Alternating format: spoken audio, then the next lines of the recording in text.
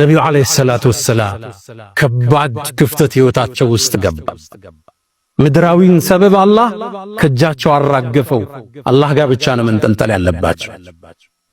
ታዲያ የመካ ዳዕዋ አልሰምር ሲል ወደ ጧኢፍ ተጓዙ። ተለዋጭ ህዝብ ቢያገኙ ጧኢፎች ግን እድሉን አባከኑት። እብድና ሕፃናት ልከው አደሟቸው ረሱልን ሰለላሁ ዐለይሂ ወሰለም። ደማቸው ጫማቸውን እስኪርስ ድረስ መቷቸው። ሰለዋቱ ረቢ ወተስሊማቱ ዐለይሂ። ታዲያ ራሳቸውን አላወቁም ነበር። አንድ ማሳ ላይ ሲደርሱ ነቁ።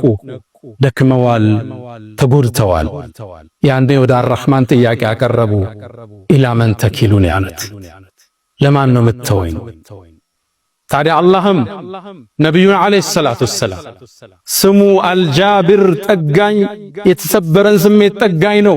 አንተ መሐመድ የምድር ሰዎች አስተባበሉ፣ የሰማይን ግብዣ ሰጥቻለሁ አላቸው። አላህ ኢስራ ነቢዩን ዓለይሂ ሰላቱ ወሰላም ያ የተጎዳን ስሜት ያ የተሰበረን ልብ ለመጠገን የሰማዩን ዓለም እንዲያዩ የተደረገላቸው ግብዣ።